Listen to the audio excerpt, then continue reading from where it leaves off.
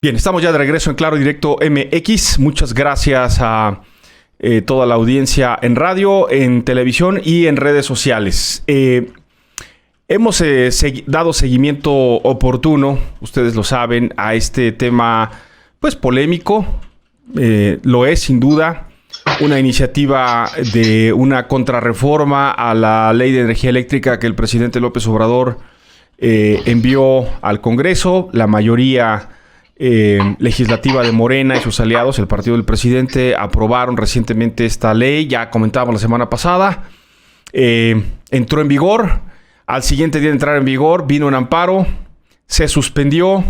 Comienza pues un largo proceso ahora de litigios, de juicios, etcétera.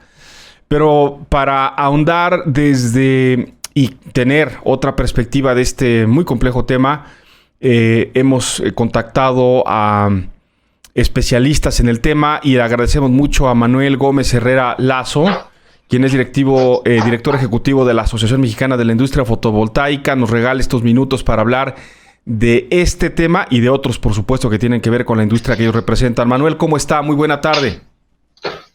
Muy buenas tardes, Roberto. A sus órdenes. Muchas gracias. Bueno, le tengo que preguntar claro y directo, ¿cómo leen ustedes, cómo interpretan, cómo les vino este proceso que ha terminado finalmente con una aprobación de una contrarreforma que toca directamente a la industria que ustedes representan? ¿Qué interpretación tienen? ¿Cómo se sienten ahora?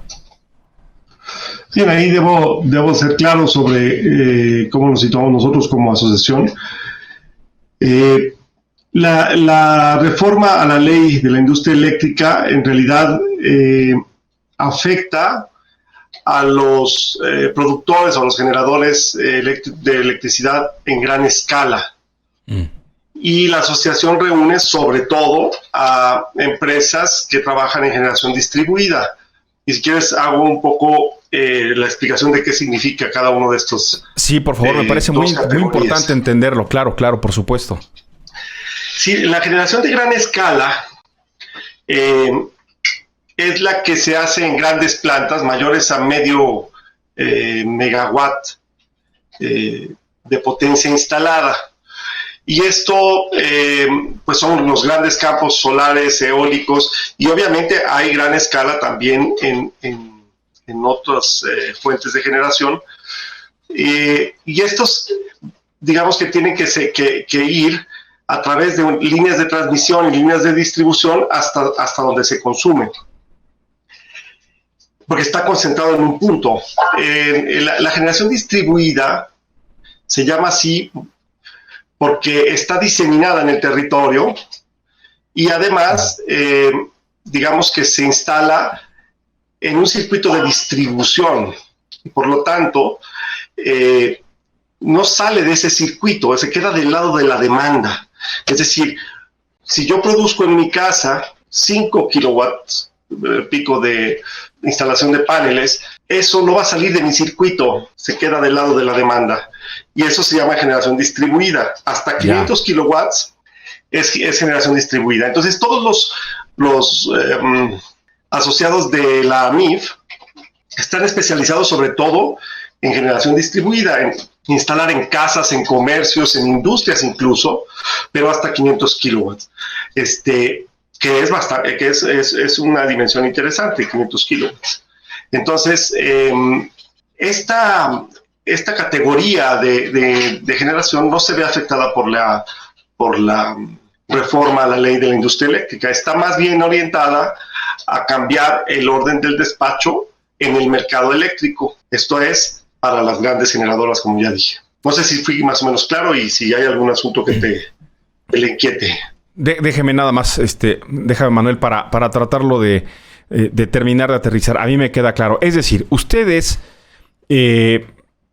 participan en un mercado más dirigido al consumidor directo, digamos, a los consumidores de a pie. No son propiamente los grandes generadores de energía en estos campos, enormes campos fotovoltaicos o enormes campos de generación de energía solar o de generación de energía eólica, sino más bien atienden a este sector del pequeño y mediano consumidor, ¿correcto? Sí sería sí. Bien. Ahora, sí, digamos que sí, aunque nomás solo decir que la generación distribuida sí está pensada para que se consuma en donde se produce. ya. Es decir, en el mismo sitio donde se produce. Es que eso me parece muy interesante, Manuel, porque justamente, a ver, lo que... El argumento, el fundamento de la decisión, de la propuesta del presidente de la República, de su gobierno, para lanzar esta contrarreforma que, digamos, afecta a los macro, a los grandes, ¿no? Es un negocio. Tiene como objetivo decir rescatar a CFE, rescatar a Pemex, todo el tema de generación de energía bajo la tutela del Estado. ¿Cierto? Hasta ahí, ese es, digamos, el objetivo central, ¿no? Que no se dependa nunca más de los privados y se dependa más de la garantía que pueda ofrecer el Estado para dar energía. En esa línea, ¿no ven ustedes en el mediano plazo o en el corto plazo, digamos, una afectación o más bien, le replanteo la pregunta a Manuel, ¿hacia dónde creen que va la oferta que ustedes tienen? Porque las tendencias en el mundo dicen que lo que ustedes ofrecen es lo que tendría que comenzarse a desarrollar ya en cualquier país, sobre todo en México, con tanto sol, por ejemplo, ¿no? Para que yo ponga paneles solares arriba en el techo de mi casa y con eso abarate el costo de mi energía. La percepción que hay es que es caro, pero además que está como prohibido por el gobierno. ¿Nos podría usted aclarar sobre este tema? Sí, a ver, no hay prohibición. La generación distribuida está permitida. La generación para el propio consumo está permitida. De hecho, la Red Nacional de Energía les sirve como batería a quienes producen su propia energía, porque lo que sucede es que si nosotros quisiéramos desconectarnos de la CFE, tendríamos que poner un banco de baterías, que eso sí, encarece un poco y genera, digamos, más distancia o más brecha para poderlo instalar. Pero la Comisión Federal acepta que uno le entregue energía sobrante, porque en la energía fotovoltaica se produce en ciertas horas del día. Entonces, correcto, no todo el día. No todo el día. El tiempo que tiene una insolación, digamos que el promedio aquí en la zona central de México estaríamos alrededor de 5 horas diarias de producción energética. Bien. Entonces, yo tengo que producir más de lo que necesito o de lo que consumo durante el día para que después eso también sustituya lo que consumo en la noche. Y eso CFE permite que se lo entreguemos nosotros, la energía que nos sobra de la energía producida, se lo entregamos, se va a la red y esa red, pues esa energía se consume en mi propio circuito, en mi propio entorno cercano. En mi colonia, digamos. En mi colonia, digamos, en mi manzana. Y entonces, ¿qué sucede? Que la energía, que el medidor que me instalan para poner un sistema fotovoltaico es un medidor bidireccional que mide lo que entra a mi casa en las noches, estoy haciéndolo así muy extremo, pero lo que entra a mi casa en las noches de energía y lo que sale durante el día que estoy produciendo energía. Y eso se compensa. Entonces, la Comisión Federal, en una casa, en un comercio, sobre todo porque la industria se mide un poco distinto, me va a cobrar lo que me entregó menos lo que le entregué. Y entonces ahí está mi ahorro, que está tasado, digamos, al valor de 1 kilowatt-hora que yo consumo normalmente. ¿Sí? Entonces eso permite que la gente produzca su propia energía. En ciertas tarifas, el retorno de inversión es muy rápido. Entonces, sí es una inversión que vale la pena. O sea, por ejemplo, en la tarifa DAC, los que consumen mucha energía en su casa, que rebasan 500 kilowatt-horas bimestrales, se van a una tarifa carísima, la más cara del mercado. Es correcto. Y esos pueden recuperar la inversión para sustituir ese consumo en 2 años y medio, digamos. que es bastante bueno, ¿no? O sea, ¿en qué negocio recuperas tu inversión con esa velocidad? Claro, entonces, y lo que sigue después, ¿no? Como un beneficio económico, porque... te quedan todavía 22 años y medio de producción gratuita de energía, ¿no? No, pues está... con tus garantías. Entonces es rentable instalar sistemas fotovoltaicos en generación distribuida.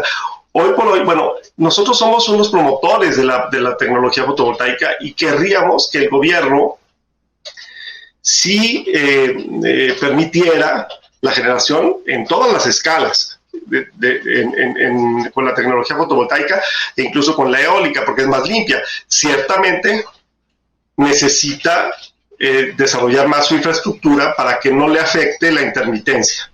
Ese es el tema que han estado justificando en el gobierno y que tiene algo de real, pero que sí se puede resolver. Manuel, déjeme plantearlo así para tratarlo de hacer más comprensible para quien nos está viendo y escuchando. Hay la percepción de que en el último año y medio, por lo menos, aunque el gobierno ha dicho que la tarifa de la energía eléctrica, las diversas tarifas domésticas y algunas comerciales no han subido, la gente nos está reportando todo el tiempo que ahí va la tarifa para arriba y para arriba y para arriba. En fin, el gobierno dice que no, que nada por arriba de encima de la inflación, los recibos dicen otra cosa.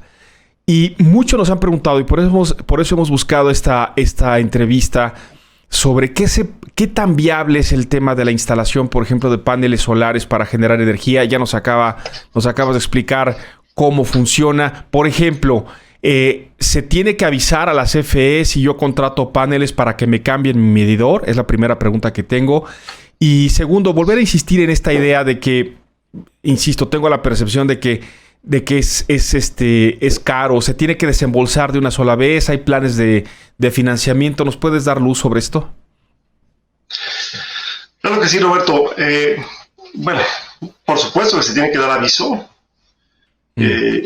Hay una norma oficial sobre cómo deben hacerse las instalaciones fotovoltaicas. Es muy importante que la gente que quiera hacer una instalación fotovoltaica lo haga con un profesional, no lo haga con alguien improvisado.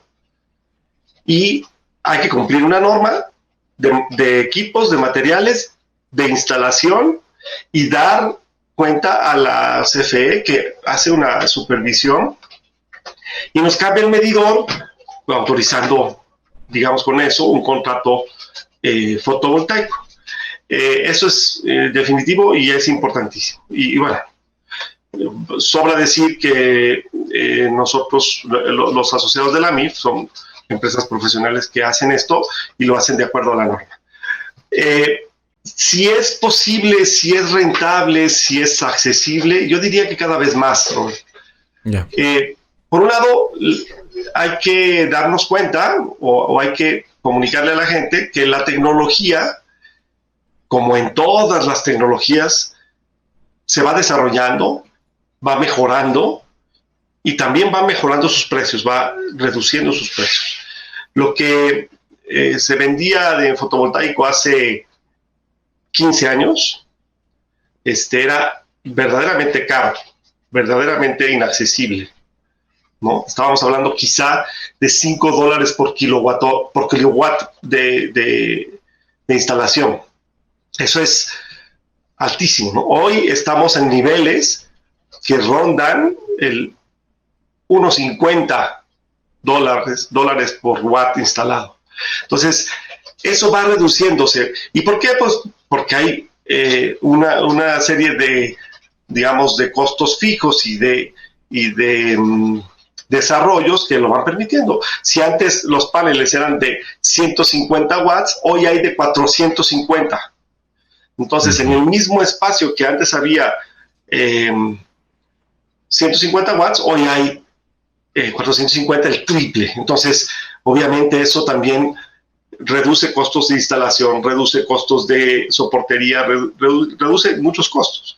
Sí, para tener una idea, una idea, digamos, es muy difícil hablar porque cada caso es distinto, pero en un promedio, es decir, si yo pago, por decir algo, 250 pesos bimestrales, 300 pesos bimestrales ¿Vale la pena invertir en un sistema de generación de energía alterna como la fotovoltaica?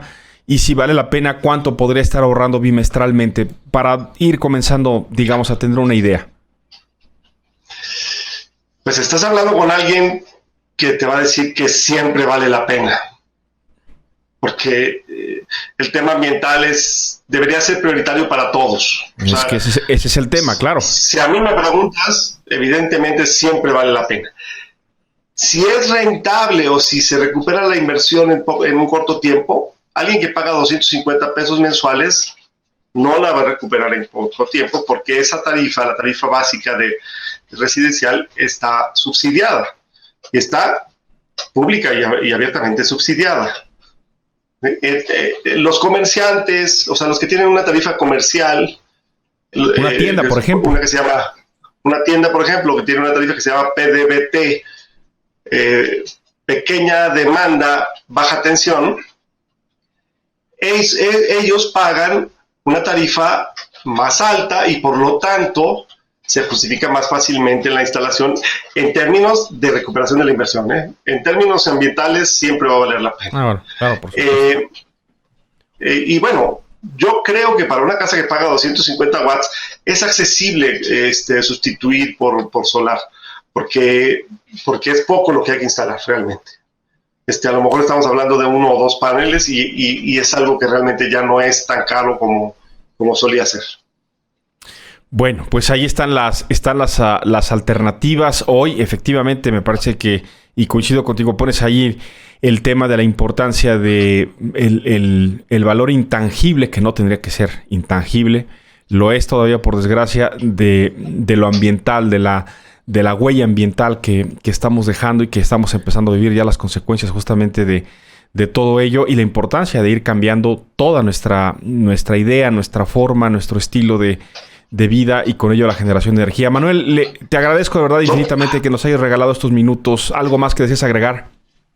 Sí, 2 cosas que quería comentarte. Una es una corrección amistosa. Yo creo que sí es tangible el tema ambiental. O sea, lo vivimos todos los días. Hay cada vez más enfermedades, hay cada vez más problemas respiratorios. Este asunto es tangible y cada vez va a serlo más.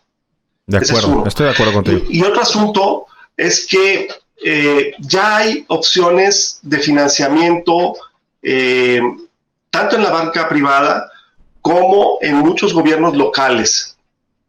Te pongo el caso de Jalisco. Jalisco abrió ya un programa en el fondo de financiamiento del Estado que se llama FOJAL. Abrió ya un crédito especializado para pequeña y mediana empresa para sistemas fotovoltaicos, y tiene condiciones que se acercan mucho más a la necesidad, tanto en plazo como en interés y demás.